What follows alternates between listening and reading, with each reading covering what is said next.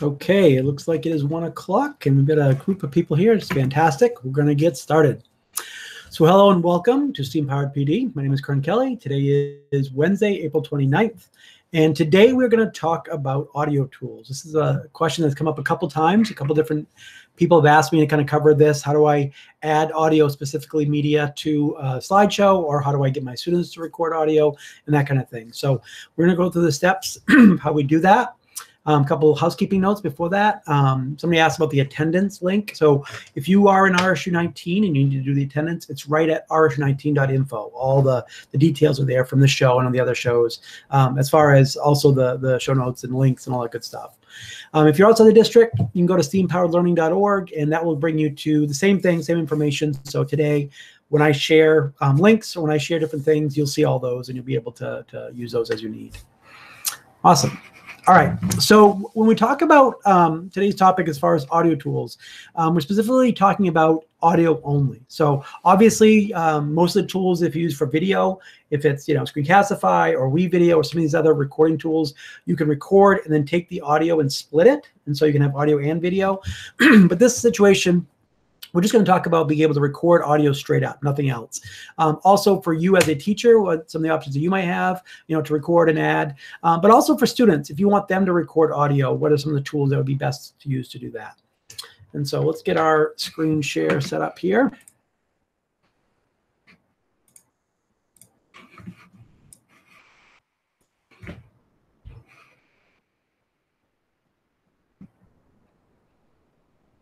Okay. So the first tool I'm going to share is actually one of the few that I'm going to share that is not web only, web-based. This is, why did I not share here? This is called Audacity, and it is actually there we go. So it is a downloadable program. And the reason why I'm sharing this one is it's free. It works really well on a Mac or a PC or a laptop. It does not work on Chromebooks. They don't have a web app. It is a download only. That said, if you do have a situation where you are doing higher level recordings, where you want to record, let's say you were in a classroom or you were in a studio or something like that, this is a fantastic program. I just bring it up because it is such a good program. It's free. It's open source. You can download it. You'll see the screenshots going by. You'll notice how that they are like they have different tracks, that kind of stuff. And I'm going to show you how to do kind of the equivalent of that. But if you're looking for higher end things to try to do, this is what I would use. For example, my older son was recording himself playing piano and playing guitar and playing some other things, and he wanted to kind of combine them all together. So he used his laptop, his PC, used this program, Audacity, to kind of line those up together, all the tracks and that kind of stuff. So this is a little bit higher end, but certainly this is what I would recommend if you want to look for something that you were going to download and not be web only. And that was Audacity. Another tool that's free. It's a little bit different in the sense that where that's coming from.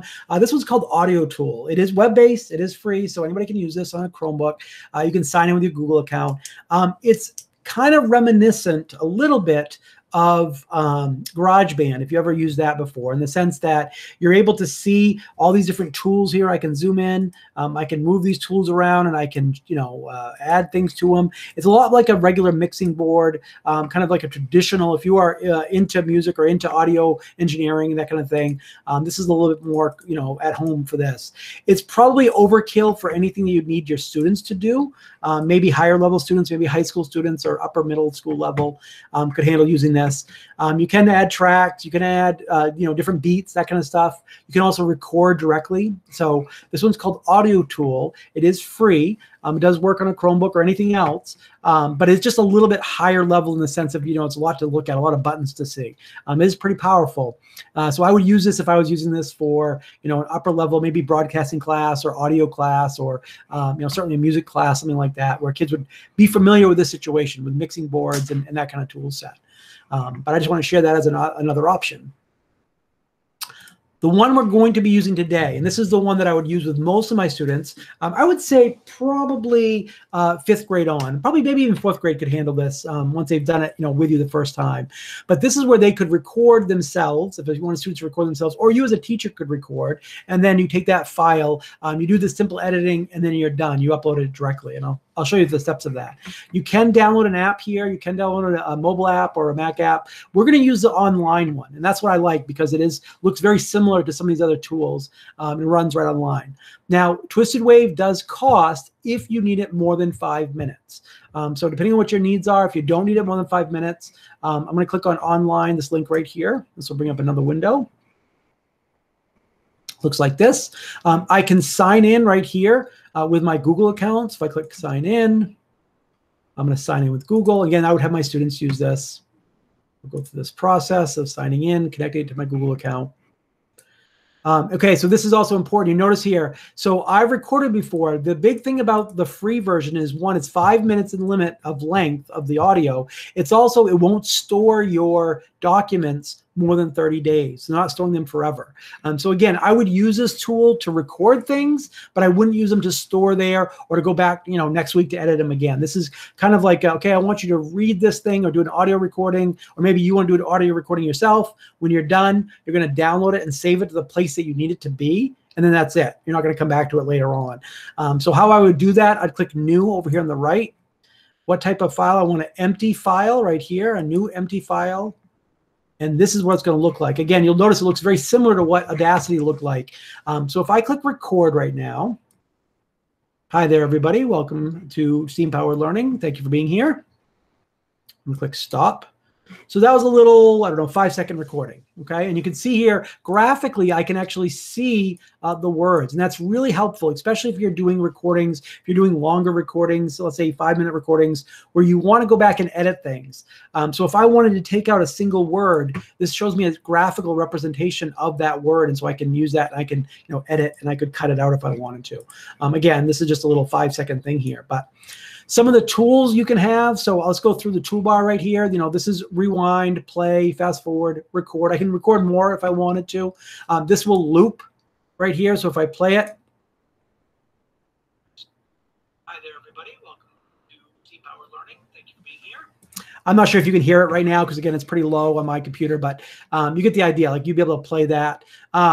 Let's say I wanted to trim some stuff. So I'm going to trim this end right here, this kind of blank space at the end. I'm going to select down at the bottom here, edit, cut, and that will cut that in, and I can do the beginning part. So again, a little bit less dead space here, edit, cut. Okay, that looks pretty good. If I want to add other effects, and keep going here, this just zooms in and zooms out. So if I really want to get down to the nitty gritty and select a certain very specific piece of it versus zooming all the way out again, this is just undo, redo right here. Normalize. Okay, so this might be useful to you. If you have, one thing you'll notice here, see how they go up and down, and I should have added, I'll add one more thing here. Okay, I'm going to add a clap. Okay, so I just clapped my hands here to add to it. And the reason why I did that is I wanted it to spike. I wanted it to clip to the very top and the very bottom. And what that means is that it's gone beyond the range of what typically your sound effects would be. Like, it's not too loud or not too soft. Generally, what you're kind of shooting for is between this top line here and the middle line here. You're shooting for this about size. So even these other audio pieces right here are pretty low. I probably amp those up a little bit. But I can see right here, okay, that's too loud. That's clipping. That's going from the very top. If you ever play audio and you hear it kind of go crunchy, like you kind of hear that staticky, that's what it's doing. It's clipping. It's going further beyond what it's able to handle to record or to listen to. So I could take that clip right there. If I wanted to select that, and I'm going to edit, and I'm going to cut that right out. We'll get rid of that. Now the rest of this, I'm going to normalize. And what that normalize means basically is I'm going to normalize to peak value. And so do I allow it to clip out too much, or I'm going to keep it at peak value right there? I can up it if I need to. I'll apply that. You'll notice what happens. See how they get a little bit louder, but they go about halfway. The average here, the median is about halfway between the middle line and the top line. It's the same audio. Hi there, everybody. Welcome to Steam Powered Learning. Thank you for being here. It's just a little bit louder. And that's normally what you would use. So if you had some softer audio or louder audio, I would select everything, and then I would normalize it so I can work with it. So the heights are about the right size. These pieces right here, do I want to fade in? So if I select the end over here, do I want that to fade in? Again, so just like it sounds like. So if you want to kind of get quieter and then get louder. Hi there, everybody. Welcome. And the same thing at the other end. If I wanted it to fade out, I could do the same thing, kind of built right in. I'll cut that end here. All right, so I've got my audio pieces. This looks pretty cool. Some of the other things I can do here. So that was the edit mode. Select, just like it sounds like. If I want to select all at any point, I can just click on that or hit Control A. That's beneficial if I'm going to add effects to the entire thing at once. One thing you'll notice here, again, I'm just looking at a couple seconds. I can see right up at the top here. This is only up to, what, 6 seconds long. But if you had a 5-minute piece, you might want to zoom in and zoom out on sections of it. So that's kind of handy for that. Move to start, move to end. That sounds good. Set selection start. So if I want to move this section right here, I actually want to move it over to the beginning part, I could do that. I could shift and copy and paste that over here to the beginning. Markers, again, we're probably not going to get too much into that, but if I had a longer piece and I want to add little audio cues for myself to reference to remember later on, that's what I would use those for. Probably more likely to get into the effects. Now, this is something that would be super fun for your kids to play with, if nothing else, if they just want to play with it and kind of get the idea of how this stuff works. But the first thing, if I'm going to select certain sections, I'll select the second section right here.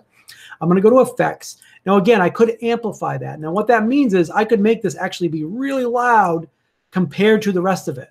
I probably don't want to do that. But again, if it's too quiet, let's say you have two students, doing a conversation back and forth and one's quieter than the other one, you could select that section of them and make that a little bit louder, amplify that. And so that would make it, even, like normalize, like we wanted to. Other effects I can do here. Let's go into, there's a bunch in here. I'm not going to go through all these if you want to play with these. But there's all kinds of weird, like, background effects and dynamics and stuff that you can add to it if you want to kind of add, sound effects. But I was going to do right here, pitch and speed, just because this is one that your kids would have a total fun time playing with. Basically, you can change the pitch, so you can lower right down, so you're really talking really lowly, or you can talk it, a lot higher, like, oh, talk like a chipmunk. So that's just a fun thing for kids to play with.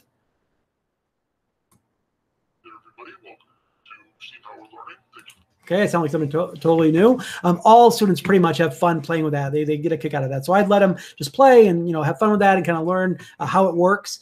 That's, again, just these change pitch and speed, and they can go faster and slower, all that kind of stuff if I want to. I can reverse it right here if I want to actually reverse the sound. It's going to sound pretty weird, but again, I can do all that if I want to. All right, so let's say my audio is done. I'm happy with this. I've recorded a piece, less than 5 minutes. It looks good. I've normalized it. If you do nothing else, if you're not looking for a bunch of different edits, probably the main ones you would do is I might select something and cut it, edit, cut, or I would normalize this. I would select everything, select all, and I would click this right here to normalize. That's probably the only two I would make sure I do. Everything else, it's up to you if you want to add that or not. Now, when I'm done, though, this is really important. It's not going to save anywhere. Right now, this is not saved. I'm going to File, and I'm going to send it to my Google Drive. So if I click File, Send to Google Drive, again, it's going to ask me, do I want to export selected audio? Now, the benefit of that is if you had a longer piece and you only want to select a certain section of it, you could do that. There are a number of different formats here. MP3 is actually, it's probably not the best quality, meaning like if you really have really good ears, you can hear the differences. However, it's the most universal. So unless you have a real reason to not go with MP3, that's the one I would choose. MP3 is probably the most universally used. You can use a WAV, which is actually a little bit better quality, higher space, but better quality. And there's even bigger ones than that. OGG is actually pretty good. FLAC is really good. Some of these other formats, again, depending on what you're trying to do. If I wanted the best quality, I probably wouldn't use MP3. But from the most usability, 99% of the time, I'm probably going to use MP3 as my example. Title, we'll call this Welcome. Cool. The rest of this stuff, I'm just going to leave as it is. We didn't talk about stereo. If you're worried about stereo sound, again, probably not, but you can do that. You can do multiple tracks if you want to go back and forth. I'm going to click all that. Looks good. Send to Google Drive. Now it's going to ask me to connect with my account. So here's my account. Click on my name. Yep, connect, allow Twisted Wave to be able to save things to my Google Drive. Allow. Give it a second. And that's going to save it directly to, I go into my Google Drive. One thing you'll notice here too, it does save in the Twisted Wave section right here. Here's the Untitled one I just created, 6 seconds long. It will save it for about, I believe it's 30 days. So up to 30 days, it will save it there. So again, I don't plan on leaving it there. I don't worry about storing it there. I also, if you notice here, it says 6 seconds of 1 hour used. So you have up to 1 hour total. And again, in 30 days, it would reset to a new hour. If I delete this file right here in my Twisted Wave, if I delete that, it would move itself. It would actually restart that 1 hour. So this is fine for kind of one-offs for students if they're doing projects, audio related, or if you're a teacher just want to record something in audio, and store it that way. This works great for that. All right, so let's go look in my Google Drive, and I'll see recently added here. I don't know if it's uploaded yet. There it is. So there's my welcome MP3. So I'm going to double click on that. I could play it right here. Everybody, welcome to Steam Powered Learning. Thank you for being here. Okay, so that is a file just like everything else, like a video file, a Google Doc, whatever it is. It's just an audio file, an MP3. That looks pretty good. So if I want to take this file and put it into my Google slideshow, I'm going to show you how to do that. I'm going to add a file. It needs to be saved in Google Drive first, and this looks like it is. I'm going to download this one up in the upper right. Now, again, in my downloads here, I'm going to download it right to the desktop. In a Chromebook, it's going to look a little bit different. It's going to download into your downloads folder. Same idea. It just goes to a different place. All right, so there's my audio. That looks good. I'm now going to create a new slideshow. So new Google slideshow. One of the questions that one of the teachers asked me is, how do I add audio to a Google slide? So this is how I'm going to do it. I'm going to get rid of this kind of extra stuff first, so it's out of the way. All right, so you've recorded your audio first. I went into Twisted Wave. I hit record. I did all my edits. I made sure it looks really good. I clicked File. I saved it to my Google Drive. When I'm done there, it's going to look like this. There's my file. I'm all good.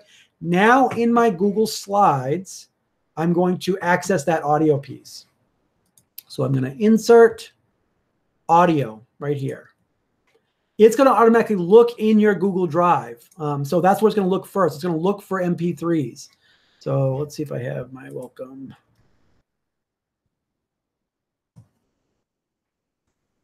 And I saved it, shared with me. Let's go find it. I'm just going to grab one of these audio pieces here. All right, so there's my audio player. There it is. And you'll notice here when I click on it, it gives me different effects than not. If I wanted to have it there, but I don't want anybody to see that link there, I can just move it up off this. So let's say I have an image here. I'll just put a quick background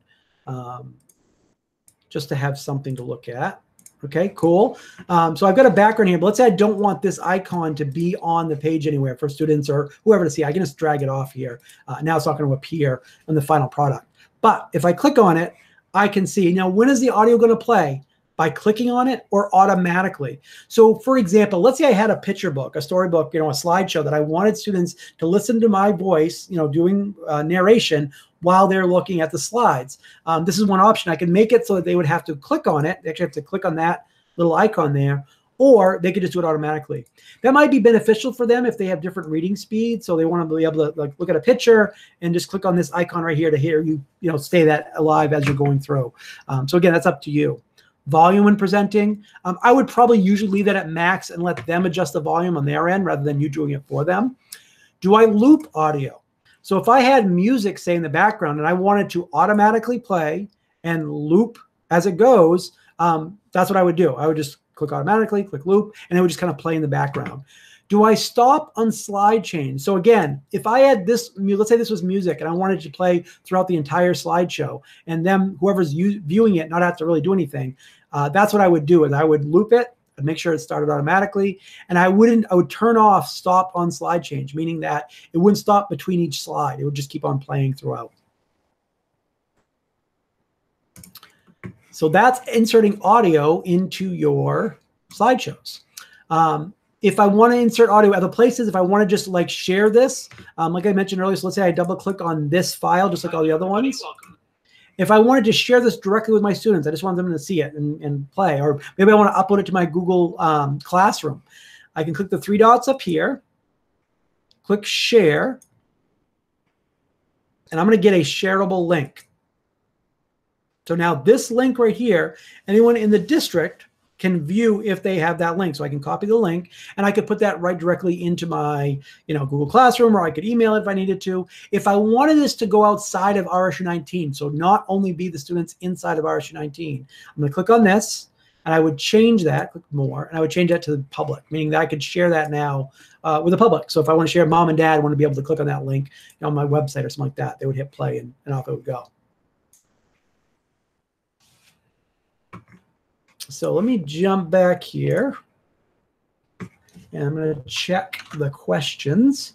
Hopefully that helps a little bit with audio recording and audio editing and that kind of, we're talking about all these different types of media. Obviously we've got, productivity, we've got slideshows and presentations and spreadsheets and that kind of stuff set up. And then we start getting into video, and then we start getting into, screen recordings, and now we're talking audio, and, we're kind of branching out a little bit more and more. One of the links I shared yesterday, that Google Apps, Chromebook with Apps Hub, they have tons of different media specific types of things that you can do with Chromebooks, or your students can do. So if you want them to draw or create videos or animations or audio or all these different things, there's a number of different tools online that are available. They're free. They connect with their account and they can use that. And typically when they store their work, it will automatically store right into Google Drive, which is where you want it, and they can share that with you. So it's a pretty good system as far as them creating and you creating and kind of sharing back and forth and doing it that way. I am going to answer a question, one of the questions that came up for today, and then we'll finish off today's kind of extra credit. The piece is, it's another audio tool, but it's a little bit of a deep dive. I want to share this so you know about it, but it's even more complex than Twisted Wave. Twisted Wave, for me, is one of the simplest, most straightforward ways of just creating audio and sharing it. You're done. If you want to do a little editing, you can. Different than this one's a little bit more advanced. You absolutely can use it. Again, in this situation we're in right now, we're fortunate that they've given us free accounts for this, district for teachers. So if you're looking at doing some advanced types of audio editing beyond what Twisted Wave can do for you, we'll share this other link with you, which is called Soundtrap. But before I do that, I want to answer a question. This came up from, and they said, and I don't remember who it was. I think it was Jenny, but they asked, the question was, would you buy a laptop from Walmart? And what that got me thinking was, from yesterday, we talked a lot about hardware, different types of hardware, comparing Chromebooks and so forth. And so the bigger question that I realized I was kind of asking is, where do you buy hardware? When you buy technology, what is that process? What does that look like? And so I was going to share that with you today, just kind of my process, what I do to buy technology, kind of the things I do, not just for school and that kind of stuff, but personally at home. I do a lot of research, obviously, and kind of narrow down. There's so many choices, almost too many choices. So what do I do to kind of narrow down what I'm actually going to, pull the trigger and buy money on, spend money on? So the first place I typically go for technology type of things, there's a website called The Wirecutter. thewirecutter.com. And what it does is it's a bunch of different experts in their field. So maybe it's a computer tech, or maybe it is a, if it's an audio thing, maybe it's an audio technician, or if it's something to do with home, maybe it's somebody that does that, for a job or whatever. These are typically experts or journalists in their field, and they will get dozens or more of different types of that device. So if you're looking for laptops, if you're looking for, which smart speaker, which microphone should I get, which, Chromebook should I get, which whatever, fill in the blank. They do the research on those, and they'll do hours and hours of research, and they'll give you the big, long example, everything that they did to show you why they chose the one that they did. You can read all that and really dive in if you want to. If you don't, they do a nice job summarizing it at the end, and they say this is the #1 pick they would choose. This is like a high level end pick, which would maybe just more expensive for different reasons. Typically they have like a medium one, the one that they would pick, your best bang for your buck choice. Then they would do one that's even, like the sky's the limit as far as cost goes, which one they would choose. And then they do like a more budget cost underneath that if they wanted the same thing, but just less cost. And they're very upfront about, how it works. And I really like that website to start from. So I usually start there for technology equipment. And again, that was called The Wirecutter. Then from there, once I know the thing that I want to buy, and so one of the things that I know I want to buy from let's say I'm looking at a laptop, then I'll start researching prices. And so let's say I'm just going to pick a generic laptop, and I go look at Amazon, I go look at Best Buy, I look at Walmart, I look at any of those places. Typically, there's no reason why I wouldn't buy from Walmart any different than anywhere else, just because they're getting from the same sources. So if you buy a laptop from, say, Best Buy or Amazon or Walmart or fill in the blank, most of the time they're all coming from the same type of places. I think it is worthwhile if you're worried about support, beyond the sale. I would rather have a local store that I could physically go to. So if you buy a laptop like from Walmart, I would have no problem buying a laptop from Walmart. And if I brought it home and there's something wrong with it, or if I had an issue, you have to think about support. Who's going to be there to support you? Now, at Walmart, their support may not be as good. Maybe it is. I know we have some students that work at the local Walmart in Newport, so maybe the support is just as good as anywhere. But I also know like places like Best Buy have, they have stuff built for that, the Geek Squad, and they have, things around that. Honestly, one of the big values of Apple, and one of the reasons why they're so expensive, those devices, is that if you have a problem with it as a hardware, problem, you can bring it into a physical store and they will help you and walk you through that. That's one of the things you're paying for. Why you're paying so much more for that initial device is you're getting that back-end support. And that's really up to you, how much support you need or want or think that should be built into that. Different than say like an Amazon, like an Amazon or again, other online sites. Another really good one to check out, and this is one that a lot of non-geeks may not know about. It's called Newegg, NEWEGG.com, and that's purely tech stuff. Again, it's all just kind of computers and parts and that kind of stuff. But if I knew which actual laptop I wanted, I would go with that to all the different websites and find the one that's the best price, and I also know I'm going to get support. The other thing to think about when people ask me about, which laptop should I buy or which, PC should I buy, that kind of thing, I always say set your price first. And the reason why is if you want to spend, I'll just throw a number out there. If you want to spend $300, well, you could buy a little bit better laptop for $305 or a little bit better for $320 or $30 or whatever. And there's incremental. There's so many options that you could buy any variation of that. You can keep adding on features and get a little bit better laptop and a little bit better device or a little bit better camera, a little bit better this or that or whatever. So you really want to set your price first and then kind of work backwards. Okay, I'm going to spend $300. That's my limit. I'm not going to spend $305. Spend $300. And then you start working your way back and finding devices that fit in your price range is how I do it. The other thing that's really important is it's not an investment. One thing that I learned the hard way, technology, as soon as you buy it, it's lost its value. It's just the nature of technology. So it's not a thing, we have laptops, they last as long as they can, and we do our best to keep them going, or, devices in general, but they have a lifespan. I think we've done a really good job in our district as far as keeping those Chromebooks going as long as they can, keeping those MacBooks that we had before, those HPs, really extending their life as much as we possibly can. And I don't just mean physically. I don't mean physically, wear and tear. I'm talking about sometimes there's just technologies that upgrade and change, and certain devices aren't able to keep up. A really good example of this the last couple of years that I know we've all run into is Flash. Well, Flash was a online, service, kind of like a platform, basically a language platform that you could write programs in, and it was very successful. Well, it got to the point where it was so successful, it was very much a target of security problems. And so eventually get to the point where, it started with Chrome as a browser. So, you know what, we're not going to support Flash anymore because there's just too many security holes. We're just going to, walk away from that. Eventually, all the websites kind of caught up.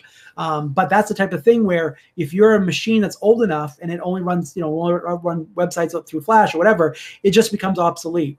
Is that right? Is that perfect? No, it's just part of it, just the way it is. It's just a way of technology and how fast it rolls. So it's always a mixed blessing. There's, pros and cons about that. Somebody asked about the name of the website to price check. I'll put it right in the chat just so you guys everybody can see it. It's called The Wirecutter. It used to be an independent website, and then I believe the New York Times bought them as a subset of what they do. And I just like that as a place to start because it's so overwhelming. If I'm going to buy a machine or technology, there's so many options. There's millions of them out there, and I get asked a lot, like which phone would you buy, or which camera would you buy, or which this or that or whatever. And fortunately, I'm geeky enough. I like this stuff, so I'll kind of play with a bunch of different versions of it to kind of get the actual one. The other one, another website, Newegg is the other website that I shared. It's not so much for reviews, but they do a good job with hardware, and usually it's pretty good prices. So you might find the same thing, the same device, they are cheaper, basically, what it comes down to. There's actually one other thing I'll share and just kind of throw this out there if you haven't heard about this. There is an extension. Sometimes you go to websites, I'm going to buy this thing, and they'll say, oh, if you have a discount code, you can get it 5% off, or $10 off your thing, or whatever it is. There is an extension called Honey, Honey, just like it sounds like, extension that will automatically, if you're looking at a thing, and it could be anything, it doesn't have to be tech, it will search the web basically and say, oh, there's a coupon code for that thing. Now, it's free, and that sounds great. And it says, oh, geez, that's perfect. Why would I add this? Just know that basically what you're giving them, what the trade-off is they're doing the service for you. You're giving them information of what you are buying.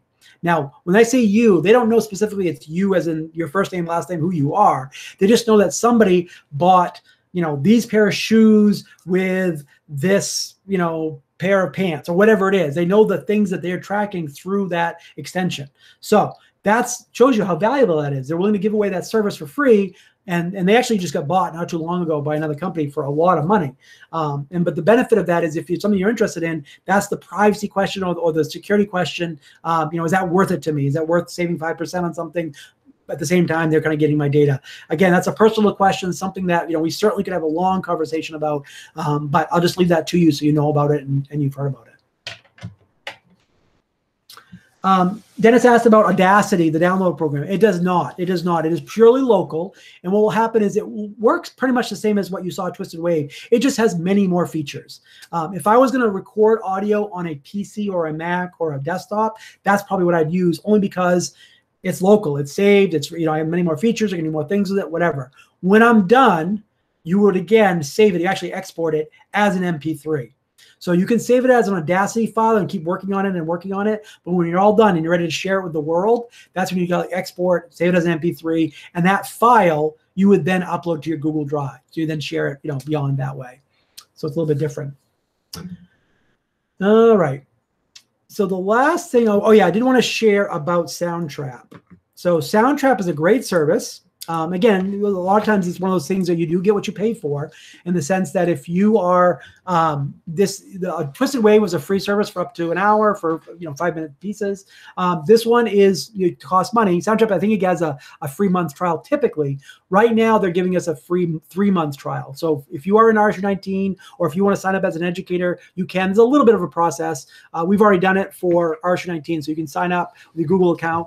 It will say right here, end user trial will say like it time's up. But if you actually scroll down, somewhere I found it, I don't remember where it was, but if you actually scroll down to the settings, it'll say, oh no, you still have 100 days left or whatever. So even though it says it's a free trial. What this is soundtrap.com. What this is it's like the recorder, but it's way more fully featured. It does a lot more. It's kind of like GarageBand built into audio recorder, built into publishing program as well. So right off the bat, right here, I could create music or I could create a podcast right built in this. I'm just going to do music for right now, just to show you. Add a new track. What do I want for instruments? So let's do a drum beat here. We'll start adding some. I can start clicking here. You'll notice how easy this is. Add a snare.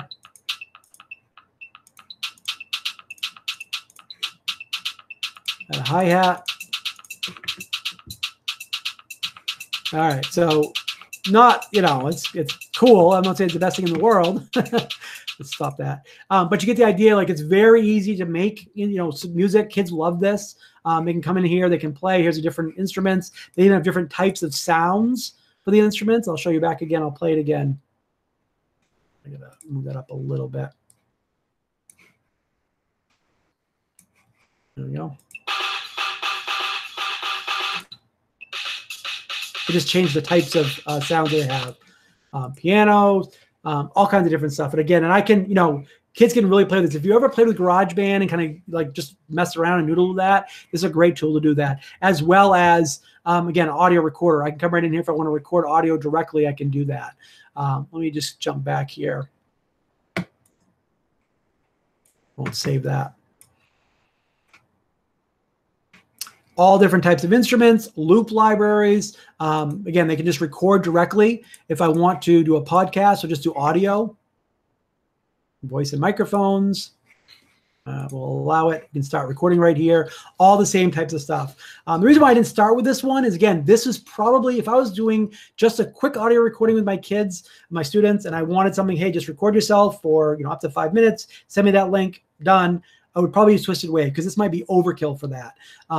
Now, again, that said, if you need to go beyond that, if I'm doing something with, maybe a music class and I want them to really get into some of these things, I would probably use Soundtrap. It's a great tool. It's awesome. It's really nice of them. They're giving away for free right now for education.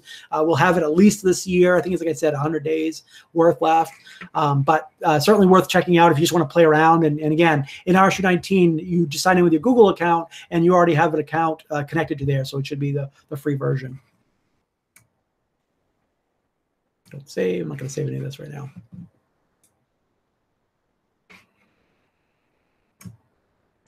All right. So with that, the last thing I'm going to share today is that I hope that answered a lot of your audio questions, and please let me know, as always. Just jump right on and put on questions for future episodes or if stuff comes up. But the big thing I was going to share today is tomorrow we're going to be doing applied digital skills, and I'd really recommend if you have other people that you think would be worthwhile to be here tomorrow, it should be a good one. And the reason why is a lot of the things I've been showing you guys so far has been for, kind of just in time. Like, hey, we need to have Google Classroom. We need to know Hangouts. We need these things.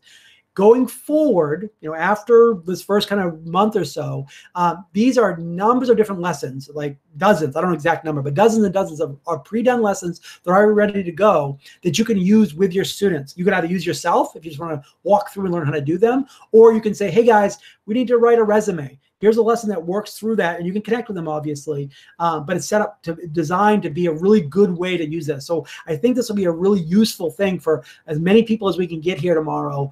Same time, same bat channel, 1 to 2 or so, but have people join. And again, once they do from there, what they use that tool for is up to them. But I think it'll be super useful as far as that, whatever your topic is, even if it's just to learn those tools themselves, because they cover pretty much all the different tools that you can access in your Google account right now. And they have little lessons, little mini lessons at each one. So you could use it yourself, or you could share those with your students, or you can adapt them to be something that would work in your class. Like if you're doing something on science or math or language arts or whatever, you can take these lessons that are already done and implement those. So I'm super excited about sharing that with you guys tomorrow. Again, we'll probably take the whole hour tomorrow, just so you know.